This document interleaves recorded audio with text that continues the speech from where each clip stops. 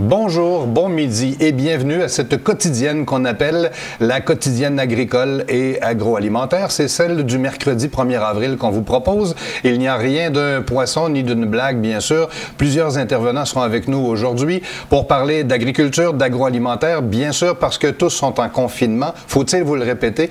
Cette émission quotidienne est arrivée la semaine dernière des suites de l'isolement de tout le monde et on réagit, bien sûr, en se posant certaines questions, en cherchant plusieurs réponses, surtout sur l'agriculture, l'agroalimentaire, avec différents spécialistes. Depuis la semaine dernière, malheureusement, toutes ces émissions ne sont pas toujours disponibles au moment où on le souhaiterait, mais techniquement, on s'améliore d'un jour à l'autre pour vous rendre ça de plus en plus facile. Votre contribution et votre participation est fort appréciée. Nous fonctionnons avec des salles de réunion de Zoom. Si vous voulez vous joindre à nous, vous m'écrivez une communication. Je vous enverrai les numéros correspondant à la salle de Zoom dans laquelle vous pourrez nous rejoindre éventuellement. Aujourd'hui, je vais faire un tour de table rapide pour vous présenter qui sont les gens qui pourraient à un moment ou à un autre intervenir parce qu'évidemment, c'est l'objectif de notre émission, vous faire entendre des gens d'un peu partout. D'abord à Québec, Michel Saint-Pierre apparaît le premier. Michel, bonjour. Comment allez-vous aujourd'hui? Bonjour Éric, ça va très bien. Ça va très bien. Et la question qu'on ne cesse de me poser, c'est est-ce qu'on manquait d'aliments? Alors, je dis toujours, peut-être la variété, il ne sera pas, si ça continue comme ça, mais on ne manquera pas de pommes de terre, ni de carottes, ni de porc. Alors voilà, c'est un peu la situation ici au Québec. C'est rassurant. Merci, Michel, d'être là aujourd'hui. Guy Duval va nous parler de nouvelles. On va saluer Guy Duval du côté de Vauvert. Je fais toujours la blague à chaque jour. C'est pas pour s'en moquer, c'est une certaine réalité régionale. À Vauvert, Internet, des fois, arrive un peu plus lentement. Guy, comment ça va chez vous? Il y a de l'électricité aujourd'hui? On blague, bien sûr. Oui, mais non, hier, il y en a manqué hier. Bon, tu vois. Hein? Et Guy a de la misère à apparaître à l'écran parce que c'est Michel qui réagit. Généralement, notre technologie réagit à la voix. Je veux saluer également Étienne Dumont à Toronto qui est encore là avec nous. Étienne, bonjour, ça va bien du côté de Toronto? Toujours négatif, les derniers tests? Bon, oui, ben de mon côté, le meilleur test, c'est de rester à la maison. Alors, le dépistage n'est pas automatique. Hein, puis en Ontario aussi, c'est comme partout ailleurs, le nombre de tests est limité. Ouais. Et on va y aller par priorité, par symptômes. Ouais. Pas de nouveau, ça augmente de façon régulière, un peu comme au Québec, peut-être même moins là, chez vous? Effectivement, une augmentation quand même assez régulière du nombre de cas. La courbe est sensiblement la même que celle au Québec. La seule raison, les raisons que je vois pour lesquelles peut-être la courbe est un peu plus élevée au Québec, c'est qu'il y a beaucoup de snowbirds au Québec qui ont été de retour à la maison, qui n'ont peut-être pas nécessairement pris les mesures en revenant, mais aussi il y a beaucoup plus de dépistage au Québec qu'en Ontario. On fait le même constat puisque, bon, on y est. Et Luc Boivin, la fromagerie Boivin au Saguenay, confiné lui aussi. Bonjour Luc, merci de joindre au groupe ce midi. Comment ça va chez vous du nouveau? Ah, Luc, attends un petit peu, oui, on avait juste un petit détail toujours à régler. On t'écoute du côté du Saguenay. Bon. Non, mais ça va bien. Écoutez, j'étais à l'usine ce matin. Les troupes sont motivées. On voit la baisse. Hier, j'ai manqué la quotidienne. On avait une réunion du CILQ. Je dirais que les usines laitières au Québec, le retour à la normale semble arriver là, au niveau de la forte demande qu'on a eue dans la dernière semaine. On sent le fléchissement là, ou un retour à l'équilibre au niveau du lait de consommation, du yogourt. Au niveau des fromages, la plupart des usines sont down présentement au niveau des commandes, de la production. La HRI fait très mal là, à plusieurs. Bon, le reste, on suit la situation jour le jour. On a eu aussi les documents là, qui ont été émis du MAPAC hier. Là. Je les remercie d'ailleurs. C'est proactif à nous fournir là, quoi faire s'il y a un cas de quelqu'un qui est infecté au coronavirus dans nos usines. Ouais. Enfin, on a eu les premières directives comment gouverner nos usines là, pour encore là maintenir les opérations comme service essentiel. OK. On y reviendra peut-être, ça peut être intéressant de l'entendre. On verra comment iront les gens cet après-midi. Maxime Laplante, président de l'Union paysanne, veut joindre à nous également. Maxime, on te salue. Bonjour, comment ça va personnellement d'abord? Personnellement, ça va très bien. J'ai de la bouffe au congélateur pour encore au moins 1 an. Ah bon? J'ai ma ferme, donc j'ai de l'espace. Fait que je fais bouillir du sirop d'érable de ce temps-ci en même temps. Je fais un peu de construction avec la partie paperasse et tout ce qui va autour de la job au ralenti. Fait que non, personnellement, ça va. Je comprends, je compatis avec ceux qui sont moins chanceux, qui sont coincés en vie dans un appart. Ouais. Mais ça va bien. Vous allez le constater, on est tous dans la même situation, que ce soit en France, à Toronto ou même à Saint-Raymond-de-Portneuf et dans la forêt, où on va retrouver le porte-parole de l'Institut Jean Garon, Simon Bégin. J'espère que la communication va être bonne. Simon, comment ça va personnellement? Vraiment en isolement au chalet, tu as pris ça à cœur? Très bien, je suis super confiné à 1,6 km du plus proche voisin. Pas d'eau courante, pas d'électricité, mais Internet. Alors, c'est le miracle de l'énergie solaire. On a de la bouffe en masse, enfin, pour un bon 15 jours. On ne pourra pas revenir dans la civilisation avant au moins ça, 2 semaines. Bon, ben c'est bien. À part ça va très bien. La principale activité, c'est de mettre une bûche dans le poêle de temps en temps. Yannick, je vais te passer la parole dans un petit moment. Évidemment, Yannick est présent. Là, il fait partie de l'émission plus que moi d'ailleurs. Je ne suis que le chef d'orchestre de tout cela pour mettre en commun tout ce beau monde. Mais je vais me permettre quelque chose avant de présenter notre invité français. Un de nos invités aujourd'hui est économiste canadien, professeur titulaire à la faculté en management et en agriculture de l'Université Dalhousie à Halifax. Mais ce qu'on ne savait pas, c'est que lui n'est pas en quarantaine, mais nouvellement en cinquantaine. Sylvain Charlebois vient de célébrer son anniversaire. Nous sommes désolés de ne pas avoir été là à ce moment-là. Sylvain a eu 50 ans le lundi. Bonjour, Sylvain. Alors, on a fêté en famille. On était un groupe de 6. On a 4 enfants. Donc, on a dû en mettre un à la porte pendant la fête. Donc, c'est une farce. Non, ça va bien? Oui, ça va très bien. Évidemment, comme tout le monde, la Nouvelle-Écosse a appliqué des mesures assez restrictives. On ne peut pas quitter la province, tout simplement. Là. Alors, on suit les directives, on est à la maison, tout le monde est en santé, on a de la nourriture en masse. Mais j'ai jamais été aussi occupé que ça. Je pensais que ça fait drôle.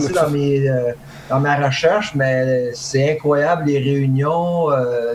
C'est pas quelque chose que je m'attendais. C'est curieux que tout d'un coup, tout ça nous rattrape en même temps. Merci Sylvain, si tu as bien compris le principe, tu en as pour 45 minutes avec nous. Yannick va discuter avec toi tantôt pour en savoir un petit peu plus dans le particulier. Puis ensuite, les gens pourront te poser aussi des questions, intervenir. C'est un débat, c'est le but de l'exercice. Mais d'abord, Yannick, merci de ta patience. Aujourd'hui, tu as un ami français, un agroéconomiste, Jean-Marie Serroni. Yannick, tu nous présentes ton invité? Oui, bonjour à vous tous. Merci de participer jour après jour, toujours plus nombreux. Écoutez, aujourd'hui, oui, on reçoit Jean-Marie Serroni. Jean-Marie Serroni, il n'est pas complètement inconnu pour les lecteurs de la vie agricole, puisqu'il est déjà venu au Québec faire des conférences. Et il est venu à l'Institut Jean Garon rencontrer Jean Pronovo il y a déjà 2 ans, je crois. Nous avons fait des rencontres et des entrevues avec lui à ce moment-là. Jean-Marie, bonjour. Comment ça va? Je sais que vous êtes en Normandie, dans ma région d'origine, à Bayeux. Comment ça se passe actuellement en France, la COVID-19? On est dans un confinement... vous me voyez? Vous m'entendez? C'est bon? Oui, très bien. On est dans un confinement total. Là, moi, je suis à la maison depuis un peu plus de 2 semaines. On attaque la 3e semaine. Je sors... Alors, j'ai la chance d'avoir un grand jardin. Je sors à l'extérieur 1 à 2 fois par semaine pour faire les courses. On a le droit de sortir 1 fois dans la journée, moins d'1 heure et moins d'1 kilomètre de chez soi. Donc c'était très contrôlé. Il y a eu, je crois, 3 millions de contrôles par les forces de l'ordre. Parce qu'au début, vous savez que les Français, on a la réputation d'être très, très disciplinés. Donc, au début, les gens ne respectaient pas vraiment. On peut préciser, je pense, Jean-Marie, qu'en plus, à Bayeux, on n'est pas non plus dans une ville de 3 millions d'habitants. Là. En fait, c'est quoi? Donc, Bayeux, c'est une ville de 14 000 habitants. 14 000. Voilà. Et on est dans l'ouest de la France. Le repère, c'est les plages du débarquement et le Mont-Saint-Michel, pour nos amis qui n'ont pas la géographie très précise. Sachant que l'épidémie, elle est surtout dans l'est de la France et en région parisienne. Dans l'ouest, elle est beaucoup moins importante, il y a beaucoup moins de cas. Et du reste, il y a depuis 1 semaine, tous les jours, des transports médicalisés, de malades en réanimation qui sont transportés des hôpitaux d'Alsace, donc de l'est de la France, et maintenant de Paris, vers les grands hôpitaux de Rennes, de Nantes, enfin de tout l'ouest de la France, qui ont aujourd'hui de la place pour les accueillir. Et souvent par des trains TGV, ce qu'on a pu voir en images sur TV5, des trains TGV organisés spécifiquement pour ça. Voilà, ce sont des trains TGV. Il y a aussi l'armée qui transporte des gens en avion plutôt vers le sud de la France, parce que le sud est moins touché aussi, sachant qu'on n'est pas encore dans le pic de l'épidémie. Il se trouve que j'ai un de mes fils qui est médecin, il me dit on attend ça dans 1 semaine à peu près. On n'est pas, mais ça fait un moment qu'on nous dit c'est dans 3-4 jours, et pour l'instant on n'est pas encore dans le pic. On a aujourd'hui, je crois, 50 000, sachant qu'en France, on ne fait pas de tests, hein, on ne dépiste pas systématiquement. Et donc on estime qu'il y a 50 000 personnes qui l'ont atteint, et il y a, je regarde sur mon papier parce que j'ai pas ça, il y a 20 000 personnes qui sont hospitalisées, dont 6 000, quelque chose comme ça, 6 000 qui sont en réanimation. Puis bon, on va rentrer dans l'agri-économie tout à l'heure, mais aussi juste avant, on sait que vous avez une ancienne ministre de la Santé, Roselyne Bachelot, qui est maintenant devenue une chroniqueuse radio et télé, qui avait à l'époque du H1N1, à l'époque où elle était ministre de la Santé, fait beaucoup de réserves de vaccins. Elle avait été critiquée, moquée même un peu à l'époque d'avoir pris ça un peu gros. Aujourd'hui, beaucoup de gens lui donnent raison.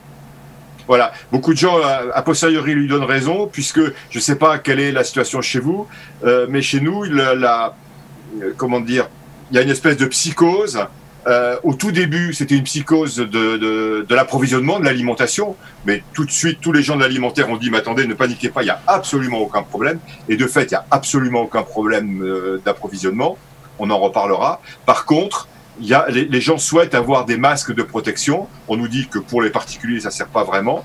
Mais donc, il y a une pénurie de masques puisqu'on les importe. On relance la fabrication, mais on les importe et on en manque. Alors qu'avant, effectivement, on avait un stock absolument considérable qui a été stocké pendant des années. Puis au bout d'un moment, il a été utilisé puisqu'on considérait qu'il ne servait à rien. Et dans le cadre de l'agroéconomie, expliquez-nous, parce que je sais que vous êtes un expert dans ce domaine-là, un bon expert d'ailleurs même de la politique agricole commune de l'Europe. Vous avez écrit souvent là-dessus. Déjà, l'agriculture française souffrait, semble-t-il, de certains choix européens, de ce qu'on pouvait apercevoir avant. Qu'en sera-t-il après la crise? Comment les pays vont chacun gérer leur agriculture de leur côté? Est-ce que le commun va être encore possible? Comment l'Italie va survivre à la crise qu'elle vit actuellement alors qu'elle était déjà endettée de 120% de son PIB? Quelle est la lecture que vous faites de ça? Alors, si on regarde l'agriculture française déjà, la situation dans laquelle on est aujourd'hui, vous faisiez allusion à la politique agricole commune, c'est vrai que historiquement, la France a une politique un peu différente de la politique agricole commune, plus protectionniste, plus proche du territoire, et donc on s'adapte moins vite aux grandes orientations de la politique agricole commune. Mais tout de suite, la chaîne agricole française est solide. Et donc, il n'y a plus de crainte là, depuis une dizaine de jours sur la capacité de la France à alimenter les Français et à alimenter la grande distribution. Quand l'OMC disait cette nuit dans un communiqué, il y a risque de pénurie mondiale, ça ne concerne pas des pays comme la France, c'est ce qu'on comprend. Alors, je crois qu'il faut globalement distinguer, à mon avis, trois échelles de temps.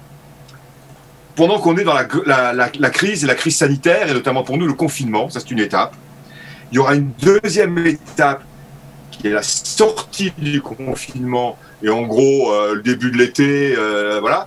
Et puis je crois qu'il y a une troisième étape, qu'est-ce qui va avoir, et c'est un peu ça que vous évoquiez, qu'est-ce qui va fondamentalement changer dans l'économie agricole mondiale derrière cette crise qui est inédite depuis la grippe, enfin chez nous on appelle ça la grippe espagnole, je ne sais pas comment vous appelez ça de votre côté, mais depuis 1919. Oui. Voilà. Donc à court terme, la chaîne alimentaire fonctionne. On a une particularité, c'est que, comme chez vous, j'imagine, les restaurants sont tous fermés, donc tout le monde fait la cuisine à la maison, ce qui augmente de 20 à 30% les achats alimentaires dans la grande distribution. Donc il faut alimenter la grande distribution. Et d'autre part, la restauration sur les viandes s'alimentait beaucoup par l'importation. Donc, il y a une demande aujourd'hui de viande bovine française, puisque les Français n'achètent pas de viande étrangère dans la grande distribution. On en consomme dans les restaurants, mais on ne l'achète pas. Et donc, il y a une demande plus forte sur la viande bovine. Sur la production laitière, à contrario, on arrive, là, on est au printemps, chez nous, il fait un soleil magnifique. En Normandie, on est au printemps, les vaches viennent d'être mises à l'herbe, donc la production laitière est en train d'augmenter. Il y a des consignes données aux producteurs d'essayer de limiter l'augmentation de production parce que la consommation intérieure ne va pas suffire, on exporte beaucoup et là les conditions d'exportation sont plus difficiles. Donc l'industrie demande aux producteurs d'essayer de limiter la production. C'est quasiment leur dire, après la fin des quotas, on retourne un petit peu vers une nouvelle gestion, une sorte de gestion de l'offre.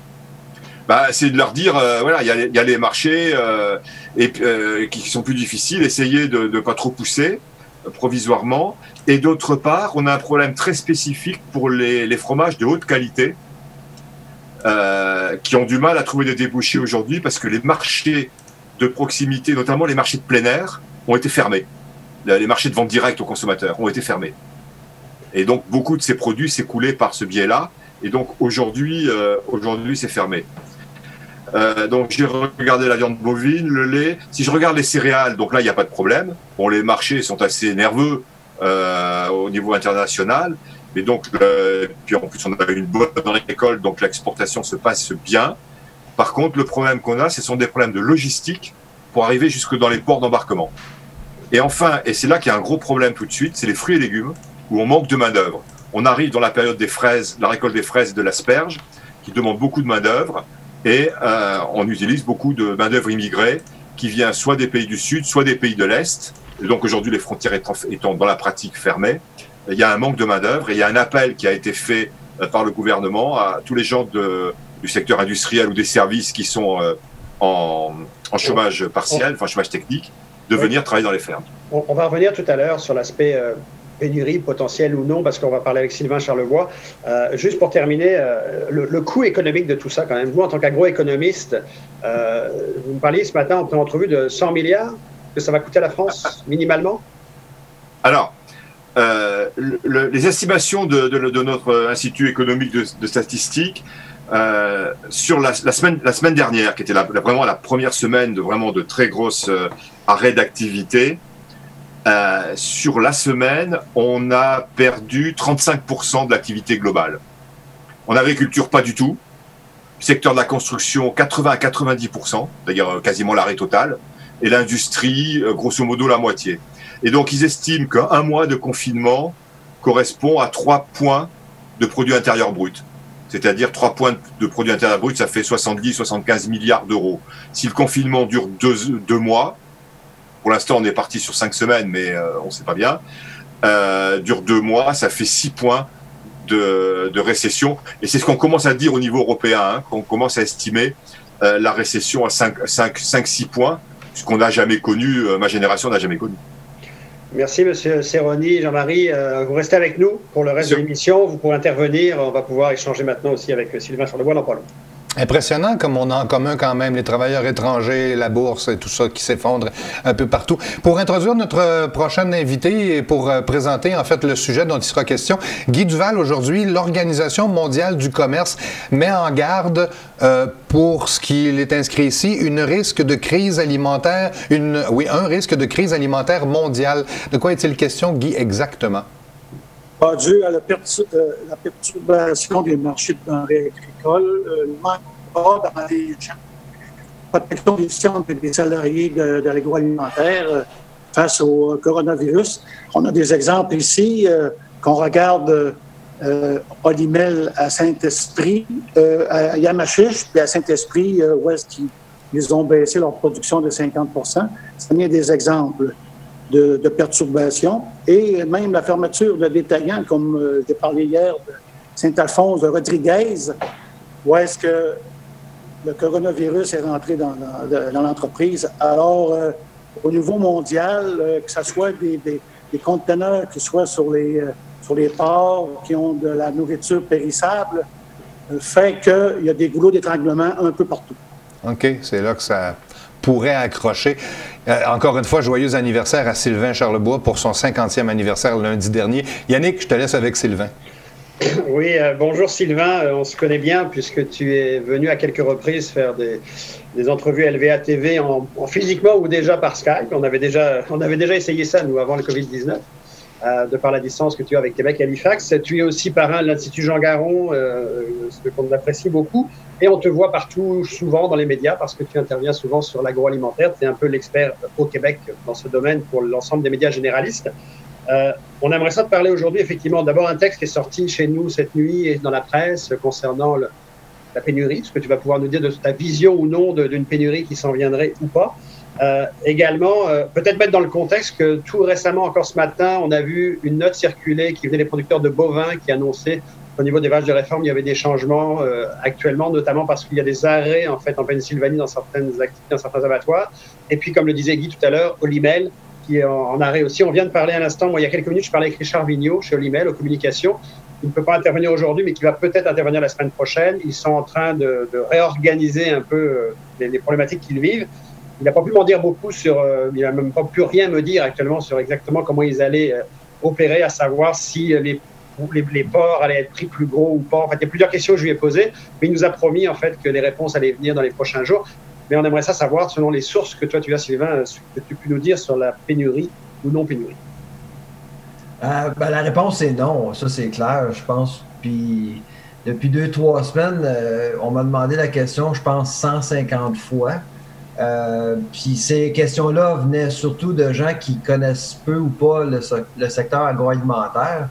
Alors, je suis convaincu que parmi les participants ici aujourd'hui, et puis les experts dans le domaine agroalimentaire, incluant moi-même, on s'est senti plus comme des thérapeutes que d'autres choses, en sachant bel et bien qu'il n'y aura pas pénurie du tout. Le problème, c'est que, évidemment, la demande était complètement erratique pendant quelques jours. C'était imprévisible. Le consommateur qui allait à l'épicerie et au restaurant pour le plaisir, pour acheter toutes sortes de produits, arrive seulement qu'à l'épicerie, la majorité du temps, en ayant comme idée d'acheter des ingrédients pour la cuisine, parce que tout le monde cuisine beaucoup plus. Alors, et en plus du fait que le secteur de la restauration n'existe carrément plus, c'est 90 milliards de dollars de recettes qui ont dû trouver une nouvelle maison. Donc, le détail, ça crée énormément de pression sur l'ensemble du système, du détail jusqu'à la transformation. Alors, moi, en tant que ce soit d'Halifax jusqu'à Vancouver, ce que j'ai vu depuis 2-3 semaines est un véritable miracle parce que vraiment, franchement, je trouve de façon générale que la filière performe extrêmement bien, s'ajuste très bien. C'est vrai, Sylvain, que depuis le début de la crise, d'ailleurs, je sais que tu as un discours très positif sur la chaîne alimentaire, et ça se confirme, effectivement, tout le monde a mangé et bien mangé depuis le début de la crise Covid-19. La question peut-être plus précise qui se pose aujourd'hui, moi, ce qui m'interpelle un peu, c'est le message cette nuit de l'OMC qui dit qu'il y aura pénurie. Est-ce que ça veut dire qu'on parle d'autres pays que nos pays industrialisés? Et quand même, chez nous, qu'est-ce qu'il se passe si demain matin les abattoirs de porc ferment parce qu'on ne peut plus prendre les porcs à la ferme? Ou qu'est-ce qu'il se passe si le bœuf de l'Ouest canadien qui est abattu en Pennsylvanie ne se fait plus abattre en Pennsylvanie parce que tout d'un coup les Américains ont faim et ils gardent le bœuf? Dans le fond, ce que l'OMC envoie comme message, c'est qu'on ne veut pas revoir ce qui s'est passé avec les consommateurs en magasin parce que dans le fond, ce que l'OMC préconise, c'est qu'on devrait empêcher les États d'agir comme les consommateurs l'ont fait il y a 2 semaines. En panique, on achète tout ce qu'on peut et on ramène à la maison. Dans le fond, c'est ce que l'OMC envoie comme message. Et c'est sûr que si l'ensemble des États agit ainsi, ça pourrait compromettre la sécurité alimentaire de la planète, là, pas juste du Canada. C'est sûr que le contexte européen, le contexte asiatique est différent du contexte nord-américain, mais de façon générale, moi, je pense que le message de l'OMC, c'était un avertissement plus que d'autres choses. Parce qu'on a évolué depuis la grippe espagnole des années 20, 1920. On comprend que le commerce international est primordial pour les chaînes d'approvisionnement qui sont littéralement globalisées là, aujourd'hui, contrairement à il y a avant. Là. Donc, c'est ça qu'il faut rappeler aux gens. Puis j'ai l'impression que ça a été une bonne chose de le faire parce que, surtout avec les Américains actuellement, la situation est pas vraiment bien contrôlée. Je pense que tout le monde le sait. Et les Américains n'ont vraiment pas une bonne réputation en ce qui a trait à la gestion de la peur. La peur va amener les Américains à prendre de très mauvaises décisions. Alors, c'est pour ça que l'OMC, à mon avis, envoie un bon message à un temps important. Sylvain, Étienne Dumont est avec nous de Toronto. Il y a une question pour toi. Oui, j'aurais une question pour vous, M. Charlebois, parce qu'on entend quand même dans les nouvelles que la Russie a décidé de vendre 1 million de tonnes de blé de ses propres réserves de stock sur son marché domestique pour limiter la hausse de ses prix intérieurs, que certains exportateurs de céréales pourraient être tentés de retenir leurs produits à la maison en ce temps de crise pour ne pas en manquer, mais aussi pour garder les prix bas chez eux. Est-ce que c'est quelque chose qu'on sent ou... Moi, j'ai regardé le cours du blé. Le blé est en hausse un petit peu en raison de cette décision-là. Mais moi, personnellement, je pense que ça ne compromettra pas. Là, vous parlez, j'imagine, pour le contexte nord-américain. La Russie a toujours eu un comportement bizarre, surtout en ce qui a trait au blé. Je pense que c'est arrivé il y a 5 ou 7 ans, je pense, à un moment donné, la Russie avait décidé d'émettre un embargo pour le blé. Mais on n'a pas manqué de nourriture non plus.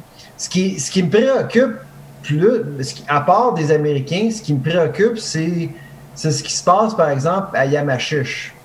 L'usine de Limel, fermée 2 semaines, là, c'est pas normal. Il y a eu plusieurs usines au Canada qui ont fermé 1 journée ou 2, en Alberta, en Colombie-Britannique. Il y a des magasins, on a parlé de Saint-Alphonse puis de l'île des Sœurs, mais il y a eu 7 autres magasins au Canada qui ont dû fermer en raison d'un cas de coronavirus. Mais on revient à opérer 24 heures plus tard. Si on continue à avoir des usines comme Yamachiche fermées pour 2 semaines, ça peut devenir un problème au niveau de la transformation. Mais qu'est-ce qui justifierait qu'au Québec, Olimel ferme 2 semaines quand on dit que d'autres usines ailleurs au Canada ferment 24 heures? C'est quoi la différence? C'est quoi la... Ben, j'ai eu des conversations avec certaines personnes ce week-end quand c'est arrivé, puis la façon que moi je comprends le scénario, puis peut-être qu'il y a des gens qui comprennent mieux que moi, c'est qu'il y a des employés qui travaillent à Yamachiche qui viennent de Montréal. Et puis actuellement, l'épicentre québécois de la COVID-19, c'est Montréal. Et puis évidemment, là maintenant, aujourd'hui, on connaît 26 cas, il pourrait en avoir plus. J'ai l'impression qu'ils ont décidé de tout mettre en quarantaine pour 2 semaines pour calmer le jeu, pour revenir. Mais évidemment, en amont, ça crée de véritables problèmes pour les producteurs porcins au Québec et en Ontario, là, parce que Yamachiche, c'est une grosse usine. Oui, mais les questions qui vont se poser pour Olimel, en tout cas, c'est les questions que nous, on a posées à Richard Vigneault tout à l'heure, que j'ai posées hors antenne et que j'espère avoir les réponses la semaine prochaine, c'est est-ce que les poids des cochons est-ce que le poids du cochon à l'abattoir va changer? Ça peut donner une solution aux producteurs. Et est-ce que aussi, comme on sait qu'Olimel fait beaucoup de production corporative, est-ce qu'ils vont privilégier leur production corporative ou ils vont aussi donner un lousse aux producteurs indépendants? Mais ça, toutes ces questions-là sont encore dans l'air. On attend des réponses de Olimel sous peu. Dernière question pour toi, Sylvain, avant que les autres puissent échanger avec toi sur la pénurie et d'autres sujets. On sait en fait que tu fais partie des gens qui ont toujours vu l'évolution de la gestion de l'offre comme étant quelque chose d'important. On ne fera pas un gros détail, un gros passage de l'émission là-dessus parce qu'on a eu plusieurs occasions, plusieurs plateformes pour en parler. Mais juste quand même pour que Jean-Marie Serroni en France comprenne bien la dynamique, puisqu'on est gestion de l'offre, on est proche de l'histoire des quotas français d'autrefois. Est-ce que le fait aujourd'hui de vouloir renouveler la gestion de l'offre, alors qu'il n'y a encore pas si longtemps, effectivement, même dans le journal du mois de mars, on disait qu'il faudrait que les produits laitiers, on puisse les exporter dans d'autres pays. Est-ce que tout ça est compatible aujourd'hui? Est-ce qu'on peut encore penser exporter nos produits laitiers Parce qu'il y a des gens qui commencent à dire, vous voyez, on avait raison, il faut tout garder comme avant. Oui, en fait, je pense que la crise de la COVID-19 démontre que la gestion de l'offre doit être maintenue. Par contre, aussi, il faut quand même permettre au système d'être beaucoup plus flexible. Comme par exemple, il n'y a pratiquement plus de transformation en Atlantique pour ce qui est des produits laitiers. Donc, si on a à maintenir la gestion de l'offre, il faut que cette gestion serve à l'ensemble du territoire. Pour l'instant, il y a une centralisation de la production et de la transformation qui, à mon avis, personnellement, me rend un peu mal à l'aise. Mais le système de quotas, à mon avis, doit demeurer au Canada surtout. La réalité que nous, on a, qui n'existe pas en France, c'est qu'on est au nord d'une superpuissance économique qui s'appelle les États-Unis. Alors, du jour au lendemain, si on décide de mettre fin au système de quotas, on va simplement boire et consommer des produits américains. Merci, Sylvain. Charles Lebois. Alors, messieurs, je voyais des sourires tantôt. Si vous voulez interagir avec nos invités, Jean-Marie Serroni, Sylvain Charlebois aujourd'hui. Michel Saint-Pierre, d'abord, à lever la main. Michel. Oui, merci. Écoutez, sur la question de pénurie, je suis tout à fait d'accord avec Sylvain Charlebois. On ne manquera pas d'aliments. Cependant, quand même, si les choses évoluent dans le sens où ils semblent évoluer aux États-Unis, il peut y avoir aux États-Unis et ailleurs d'ailleurs, il peut y avoir quelques interruptions de produits. Bon, donc, c'est une question de choix là, qui peut se jouer, mais en termes de capacité de se nourrir, aucune inquiétude là-dessus. Sur la question du port, l'usine des Yamachiche, oui, c'est important, mais c'est pas encore c'est pas le vaisseau amiral de l'IMEL. Là, hein. Il reste quand même qui ont d'autres usines d'abattage. Celle de Vallée-Jonction est la plus importante. Je sais pas où est-ce qu'ils en sont précisément entre certaines usines qui ont été transformées en salle de coupe, mais il y avait Princeville également. Donc, là aussi, ça va être une question de gérer. Moi aussi, je trouve que 2 semaines, c'est très, très long. Je comprends pas. Il peut y avoir peut-être du déplacement de personnel vers d'autres régions, parce que quand même, c'est une grande entreprise. Donc, pour moi, ça ne m'effraie pas, cette situation-là. Mais il se peut que les raisins qui nous viennent du Chili actuellement encore, ou les asperges je ne suis pas sûr qu'ils arrivent du Pérou actuellement, parce que c'était notre fournisseur important. Je pense que c'est des exceptions qui peuvent être créer un petit problème, mais il y a aussi un autre phénomène actuellement qui joue, c'est qu'on limite les clients, depuis justement les événements d'il y a une dizaine de jours, on limite les clients à, exemple, 2 items. Bon, alors, donc, ne pas charger un panier d'épicerie comme on a vu avec des papiers. Alors, ne pas charger ni de produits de bovins, ni de laitier, rien, de sorte qu'on contingente littéralement les consommateurs. Alors, c'est un autre phénomène qui joue actuellement, mais je crois qu'il faut surtout, et là, Sylvain Charlebois est tout à fait, je pense, dans cette ligne-là, rassurer les gens sur le fait qu'il n'y aura pas de pénurie, arrêtez de vous, comme on dit chez nous, vous garrocher à l'épicerie pour tout ramasser, rentrer là-dedans. Là. Nos grands-parents ont connu ça, effectivement. Il y a une période de guerre, il y a eu des rationnements. Je me souviens que ma grand-mère avait encore un petit réflexe de stocker du sucre et de la farine, mais on n'est plus là. Il n'en reste plus, là. Peut-être ajouter un point. Les gens se posent la question pourquoi 2 semaines d'arrêt à l'usine de Limel. Ouais. C'est simple, c'est que les règles de mise en quarantaine, on demande aux gens qui ont été en contact avec des gens contaminés de rester 15 jours à la maison. Ouais. Donc, c'est pour ça, le 15 jours vient des règles de confinement. D'ailleurs, j'ai envoyé à Yannick, tu pourras le diffuser, là, mais le gouvernement du Québec a mis justement en ligne, là, depuis hier, nous on l'a eu hier au Conseil d'industrie laitière, l'information au niveau des usines, quoi faire en cas de détection d'une personne au COVID dans une usine.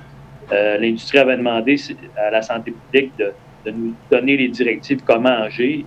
On veut toujours être plus prudent que moins, donc c'est clair que si dans nos usines, les employés rentrent tous par le même endroit, ont tous mangé dans la même cafétéria, puis qu'on n'a pas mis des règles de ségrégation, des règles de sanitation strictes. Pour les plus grosses usines, puisqu'il y a beaucoup de travailleurs en même temps, ça devient dur à appliquer. Ça fait que c'est sûr qu'à l'IMEL, ils ont pris la décision de dire on protège l'ensemble, on met tout le monde en quarantaine 15 jours, puis on reprend avec ceux qui n'ont pas été détectés positifs là, après 15 jours. Là, maintenant, avec les mesures que les usines prennent en place, mettent en place, avec les prises de température, je parlais à des confrères hier qui ont carrément mis à l'entrée de l'usine un genre de bâtiment temporaire où les employés sont systématiquement pris de température à l'entrée de l'usine. Nous, on commence à mettre ces mesures-là. Aussitôt qu'on va avoir un doute sur quelqu'un, avant même on va l'envoyer à la maison.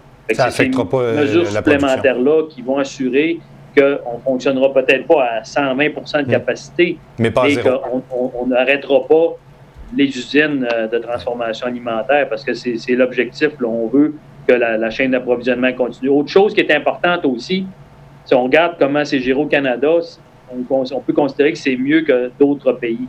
Là, l'autre chose qu'il faut valider, c'est qu'au niveau de nos intrants et de nos fournitures du côté américain, les Américains n'ont pas géré la crise nécessairement de la même manière aux États-Unis. Puis dans certains produits, par exemple, je vais donner un exemple, les ferments fromagers, c'est pas fabriqué au Canada, c'est fabriqué aux États-Unis. Est-ce que les usines américaines vont avoir pris les mêmes mesures qu'au Canada? Ils vont s'assurer qu'il n'y ait pas d'interruption parce que oui, au niveau de nos intrants, on a de l'inventaire puis on fait tout ce qu'on peut pour stocker le maximum d'inventaire.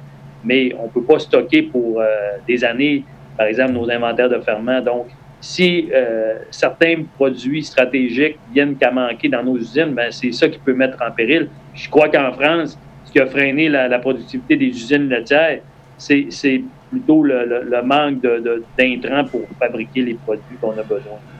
C'est le cas, Jean-Marie Serroni? Alors, justement, je voulais intervenir. Alors, sur les problèmes d'approvisionnement au niveau des usines agroalimentaires, j'entends pas, je suis pas dedans, hein, mais j'entends pas trop parler. Ce dont j'entends parler, c'est qu'on est bloqué sur mais c'est le schéma économique que vous évoquiez. On est bloqué sur des questions de conditionnement et d'emballage qu'on importe et qu'on a du mal à s'approvisionner. Et par contre, le problème des usines, le problème d'approvisionnement qu'elles ont, c'est des problèmes de logistique, c'est des problèmes de camions.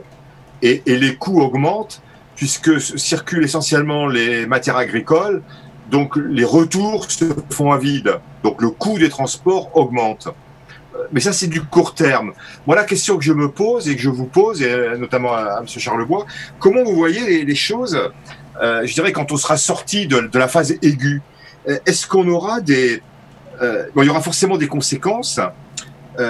Et je pense, par exemple, à la partie agricole, en France, mais peut-être chez vous certainement aussi, on importe quand même beaucoup d'intrants.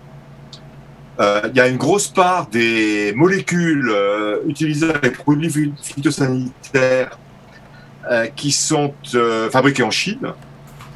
Donc là, j'ai eu hier et aujourd'hui plusieurs responsables et en fait, on ne sait pas trop dans quel état c'est. Donc pour la campagne d'automne, est-ce qu'on aura des approvisionnements de manière correcte ou pas? Et la même chose sur les fertilisants. Bon, on importe tous des phosphates du Maroc, j'imagine chez vous aussi, puisque c'est et puis je sais plus où, en Chine ou en Russie. On importe en gros on importe quasiment tous les engrais.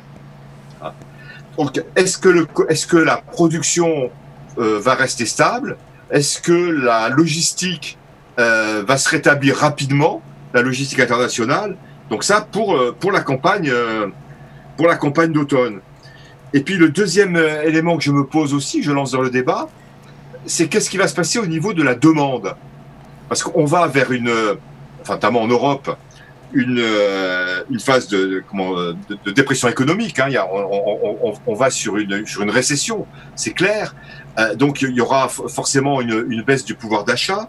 Le nombre de chômeurs, là on a en France entre 3 et 4 millions depuis une semaine, 10 jours, 3 ou 4 millions de personnes qui sont au chômage technique. Donc il y aura forcément, l'appareil économique va mettre du temps à se remettre en route. Donc on aura forcément une baisse du pouvoir d'achat. Donc quel effet ça va avoir sur la demande agricole? Et puis le dernier élément, je ne sais pas quelle est la politique de l'État canadien, fédéral ou provincial, mais le gouvernement français et la plupart des pays européens ont eu une politique de lâcher la bride budgétaire pour encaisser le choc sanitaire et le choc social. On a ouvert les vannes du chômage partiel pour que les entreprises ne licencient pas. Il y a un fonds de solidarité où on verse 1 500 € aux indépendants. Je crois qu'il y a 200 ou 250 000 personnes qui l'ont demandé la semaine dernière. Donc, il va y avoir des besoins de financement public considérables. Est-ce qu'on n'a pas devant nous une crise financière? Donc, l'Union européenne, alors après, ça c'est nos questions européennes, mais l'Union européenne est en grosse discussion très difficile aujourd'hui pour avoir une position unique par rapport à ces financements, lancer des emprunts européens. Mais le problème va se poser dans tous les pays du monde. Quand je vois Donald Trump, le Congrès américain qui a décidé d'injecter 2000 milliards de dollars dans l'économie, eh bien, il fallait les trouver quelque part. C'est la multiplication des problèmes aussi qui va devenir notre problème, éventuellement. Merci, M. Serroni, de participer avec nous. Je vais laisser la parole à Simon Bégin et Maxime Laplante qui patientent depuis un moment. Simon, d'abord, avait un commentaire. Je ne sais pas si le sujet a trop dérivé depuis. D'une part, je suis rassuré d'entendre M. Charlebois et M. Serroni. Il n'y a pas de pénurie à court terme, mais en même temps, je les entends parler de risques, de gros points d'interrogation en arrière-plan là, au niveau des approvisionnements. Mais là, la question, c'est pas ça. OK, ça va bien en Amérique du Nord, en gros, ça va bien en Europe, mais qu'en est-il des régions du monde qui ont toujours été un peu sur la corde raide au point de vue alimentaire? On peut penser à l'Afrique, on peut penser des millions de personnes en Inde. Habituellement, quand il y a des problèmes alimentaires, il y a des mouvements importants de denrées des pays riches vers les pays pauvres pour régler les crises alimentaires.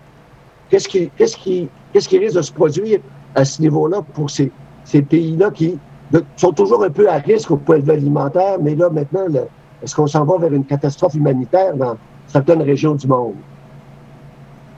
Bonne question. Quelqu'un veut tenter une réponse? Sinon, je vais passer la parole à Maxime Laplante qui voulait... Moi, je peux... Maxime n'a pas parlé encore. Je vais lui laisser la parole. Merci, Sylvain. Maxime Laplante, président de l'Union paysanne, qui voulait émettre un commentaire. Je ne sais pas là où on était rendu tout à l'heure lorsque tu m'as signifié que tu voulais émettre un commentaire. Maxime, c'est à ton tour. Oui, merci, Éric.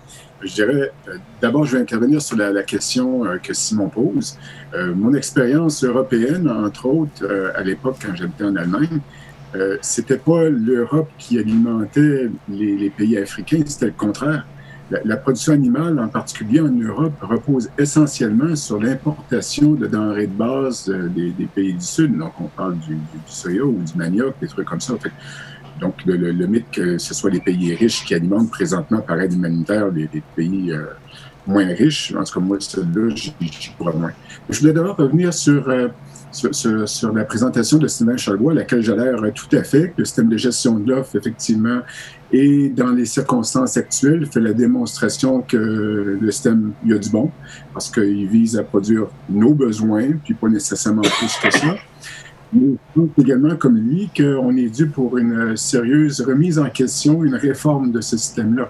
Quand M. Charlebois parle de la concentration de la production dans certaines régions ou qu'on vide certaines régions au niveau alimentaire, il a tout à fait raison. Présentement, la demande pour les produits laitiers ou des œufs ou du poulet, elle augmente au Québec. Donc, il y a de plus en plus de gens qui sont là et ils en consomment de plus en plus. Donc, il y a une augmentation de la demande. Et là, donc, il y a un quota supplémentaire qui est accordé de façon à couvrir les besoins de la population, que ce soit en restauration, à l'épicerie ou quoi que ce soit. Mais ce quota-là n'est pas à donner à d'autres régions périphériques qui aimeraient ça avoir le droit de produire eux autres aussi, ou à de la relève, ou à des régions comme l'Abitibi, des Gaspésies. Non, non, non. On redistribue le quota parmi ceux qui ont déjà du quota. Et ces gens-là reçoivent gratuitement du quota qui, sinon, est hors de prix pour les nouveaux arrivants. Donc là, je prends juste l'exemple du poulet, où on est à 1 850 $ du mètre carré pour avoir le droit de produire du poulet, ou à 245 $ par poule pondeuse, ce qui est absolument hallucinant. Puis ces gens-là vont s'accaparer 3 % d'augmentation gratuitement, mais celui qui veut démarrer en production et avoir en tout cas une diversité régionale, ça ne marche pas. Donc j'espère que la situation entourant le virus va être une merveilleuse occasion de revoir ce système-là, pas de l'abolir, mais de le revoir de fond en comble, parce qu'il y a vraiment des lacunes importantes là-dessus. En tout cas, moi, c'est un message d'espoir que j'ai mis ici. Une réaction, peut-être, Sylvain, ou encore une question à M. Cerroni. Vous saviez ça du Canada ou du Québec, M. Cerroni? Oh, pardonnez-moi, on va juste vous enlever le... Oui, vous disiez. Est-ce que vous avez suivi la discussion avec Maxime Laplante? Oui, mais j'ai pas mal compris la question que... Le saviez-vous, ce que vient d'affirmer Maxime Laplante au sujet des quotas et du prix des poules pondeuses, etc.? Est-ce que ça vous fait réagir en France d'entendre un truc comme ça ou chez vous, c'est commun? C'est connu? Bah, chez nous, bon, donc les quotas, il y en a plus sur le lait. Sur les œufs, il n'y en a jamais eu. Donc, la demande évolue, mais la production suit. Bon, chez nous, la question des œufs, c'est la façon de les produire, hein, puisque la distribution, les grandes surfaces ont décidé de ne plus vendre d'œufs issus de poules en cage.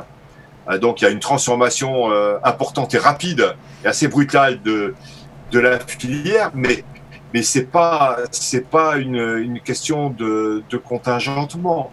Ouais. Et sur le lait, la question est la même. On a la production laitière tout de suite, elle est plutôt en légère hausse, mais on n'a pas des envolées de production laitière avec des situations qui sont très différentes d'une entreprise laitière à l'autre. Par exemple, le premier groupe laitier mondial, Lactalis, ne cherche pas de lait supplémentaire. D'autres laiteries cherchent du lait parce qu'elles ont des marchés. Donc, on a les producteurs, suivant la laiterie avec laquelle ils travaillent, ne sont pas dans la même situation relativement aux capacités de produire, enfin de capacité de commercialiser. Sylvain Charlebois? Oui, ben en fait, c'est ça. En fait, si vous cherchez un débat, il n'y en aura pas beaucoup parce que je suis pas mal d'accord avec ce que Maxime vient de dire. Il y a des problèmes, mais la gestion de l'offre nous offre une base fiable dans un contexte de crise. Et c'est extrêmement difficile de prévoir ce qui va arriver dans la prochaine semaine, dans la prochaine heure. C'est ce qui permet à l'ensemble de la filière de souffler un peu et ça nous permet de nous rassurer aussi en même temps. Mais de façon cognitive, là, on n'était pas. Il n'y a personne qui était prêt à ça, là, absolument pas. On tente toujours de comparer ce qu'on vit avec d'autres choses, là, comme le 11 septembre, la crise espagnole. Tout est nouveau pour tout le monde. Le changement est tellement violent que c'est extrêmement difficile de prévoir quoi que ce soit à ce stade-ci. On est en plein milieu de la crise actuellement. Ce que moi je remarque pour ce qui est de l'ensemble du monde, c'est qu'il va y avoir moins de richesses, il va y avoir moins d'argent dans les poches des consommateurs, que ce soit en Occident ou en Orient, et ça va influencer l'ensemble du système. Yannick? La question que je me posais, Sylvain, c'est pas tant... Est-ce qu'on est en long? Oui, ça va. Oui. La question que je me posais n'est pas tant de savoir est-ce qu'il y va y avoir débat ou pas débat, mais est-ce que le questionnement qui s'est posé dans les dernières années sur le renouvellement de la gestion de l'offre est encore validé? Je comprends que tu dis oui et je comprends que Maxime Laplante dit oui. La réflexion qui avait été engrangée notamment par le rapport Tronovo, à savoir qu'il faut la modifier, il faut aménager les choses et au niveau du territoire et au niveau des quotas. Vous validez encore cette idée même si on dit la gestion de l'offre, c'est bon. Oui.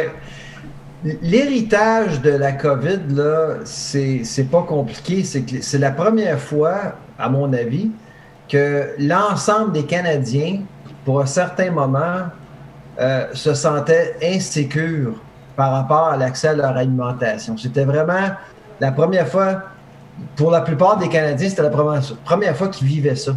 Et ça, c'est profond comme sentiment. Hein? Les gens vont s'en souvenir de ça.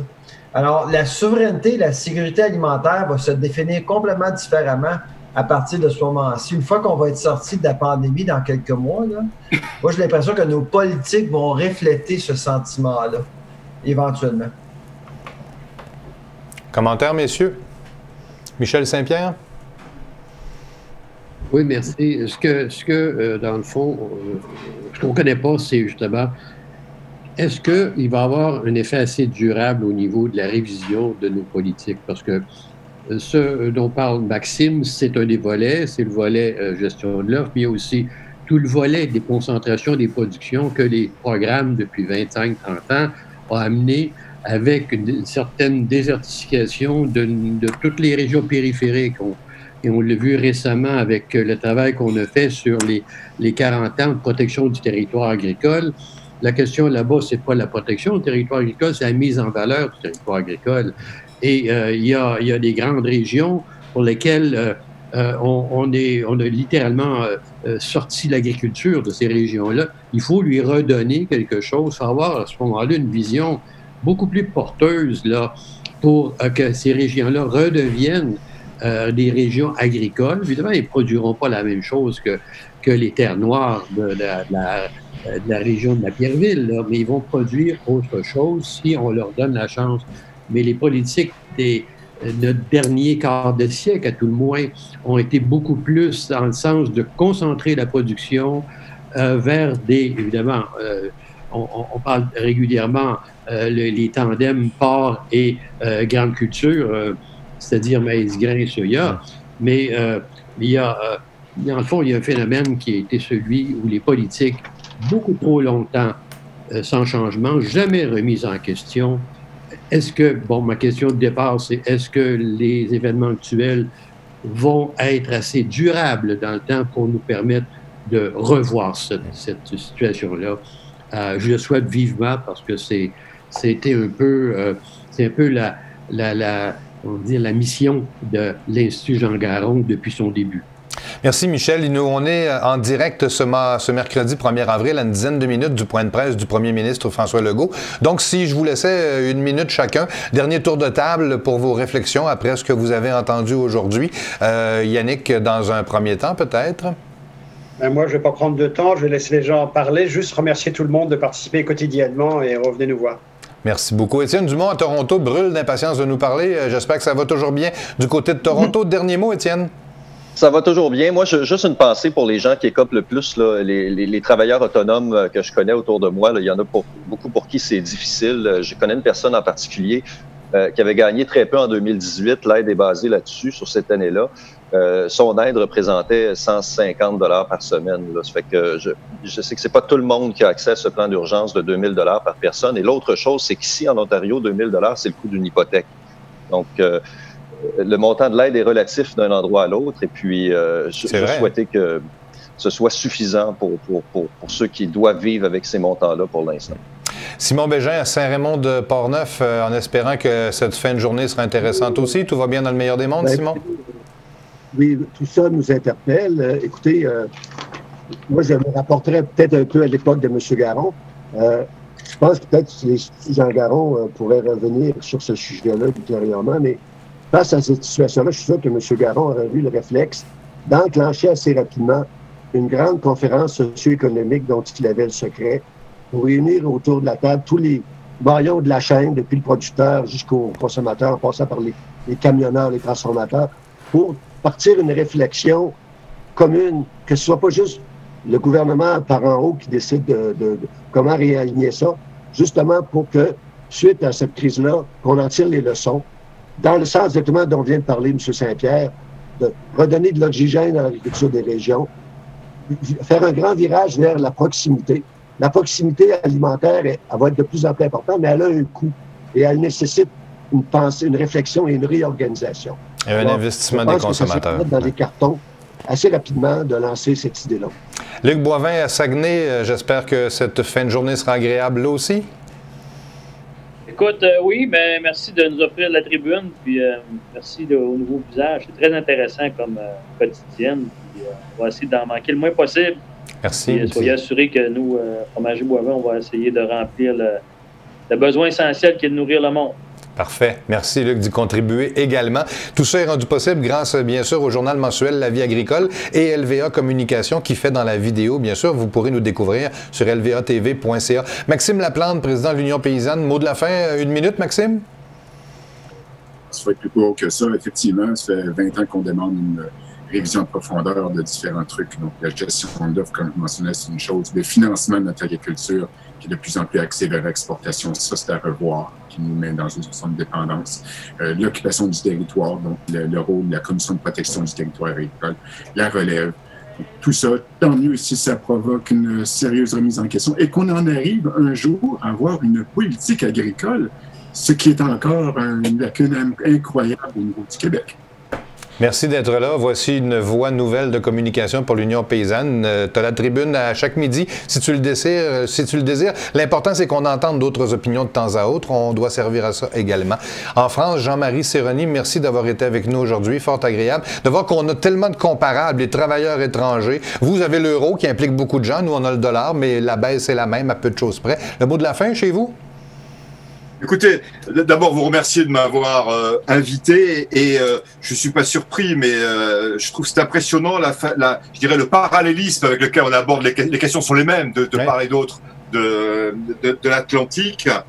Et par rapport à ce que disait mon collègue économiste tout à l'heure, on a le même phénomène en France. Les Français redécouvrent l'importance des agriculteurs, qui étaient quand même considérés comme des pollueurs, comme des râleurs, etc. Et la grande distribution un peu comme des voleurs. Et tout le monde se dit, est-ce qu'ils vont tenir le coup pour continuer à nous faire bouffer tous les jours? Excusez-moi la vulgarité. Mais donc ça va laisser des traces. Et pour aller vraisemblablement vers, je crois que le terme vous l'avez employé, d'une certaine proximité alimentaire. Sur un plan plus général, moi je me pose quand même la question, quel équilibre on va trouver demain? La proximité alimentaire, oui. Est-ce qu'on ira jusqu'à un protectionnisme? Parce que cette crise nous pose la question de la mondialisation derrière. Ouais. Au départ, d'ailleurs, la mondialisation des virus, les questions de biosécurité. Et donc, les hommes politiques auront un équilibre compliqué à trouver entre la sécurité et la proximité et, je dirais, la coopération internationale et aller vers plus de fluidité et plus de régulation.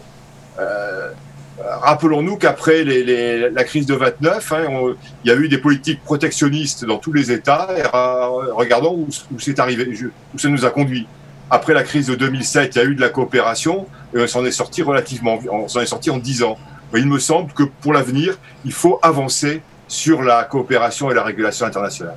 Merci d'avoir été avec nous aujourd'hui. Vous êtes le bienvenu chaque midi ou chaque dîner chez vous, 18h bien sûr, heure de France, à l'heure qu'il est. Je sais qu'il fait un peu plus beau chez vous qu'il ne le fait chez nous. Sylvain Charlebois, mot de la fin du côté de votre belle contrée, dans le fond. Oui, très rapidement, comme Jean-Marie le dit, avant la crise, les régions perdaient contre les villes. Maintenant, l'équilibre est en train de se rétablir. C'est ce que je vois, en tout cas, par rapport à la reconnaissance de la filière, ce que la filière agroalimentaire effectue. Et je tiens à remercier les gens dans l'industrie parce que c'est vraiment eux autres qui nous nourrissent. Pas juste les producteurs, mais l'ensemble de la chaîne. C'est formidable de regarder ça. Et finalement, j'aimerais remercier les médias et LVA pour nous permettre d'échanger sur un sujet très important. Merci. Merci beaucoup, Sylvain, d'avoir été avec nous aujourd'hui. Pareil pour toi, Sylvain. Le code reste le même de réunion. Donc, les midis où tu n'as rien à faire, où tu es confiné quelque part, rejoins-nous. Ben oui, vous êtes tous et toutes les bienvenus. En passant, je peux vous dire que Étienne Fourmont, qui était le youtubeur français qu'on avait lundi midi, on s'est reparlé depuis, a pris un engagement. Il va être avec nous tous les lundis midi. Ah, c'est excellent. Très bonne nouvelle. D'ailleurs, on parlait également d'un producteur maraîcher, André Carbonneau, producteur ornemental, qui a été entendu. Guy Duval, ministre de la Montagne, l'a appelé personnellement. Tu as la nouvelle? Ben oui, disons que son cri du cœur a été entendu par le ministre de la Montagne. Il voulait avoir un signal clair de reconvertir sa production ornementale en serre en légumes. Puis, à fin de compte, qu'est-ce qui est arrivé? C'est que maintenant, les productions ornementales en serre sont considérées comme un service essentiel. Alors, c'est excellent pour lui. Donc, au lieu de faire des légumes, il va continuer à faire ses fleurs. Puis, à la fin, il a l'intention de mettre 2 serres qu'il va convertir en légumes pour donner à des centres alimentaires. Les bonnes nouvelles, c'est le fun. Merci, Guy, de ta participation aussi. Merci, juste des messieurs aujourd'hui. Éventuellement, on invitera quelques dames à se joindre à nous pour nos dîners. C'est la quotidienne agricole et agroalimentaire qu'on vous présente chaque midi. Pour l'instant, c'est sur la page Facebook de La Vie agricole, éventuellement sur nos sites. Sinon, on est à 2 minutes du point de presse de M. Legault. Je ne veux pas vous retarder, messieurs. Bonne fin de journée et à demain midi pour ceux qui y seront. Au plaisir de vous revoir également demain pour les gens qui ont apprécié cette heure en notre compagnie. Au revoir.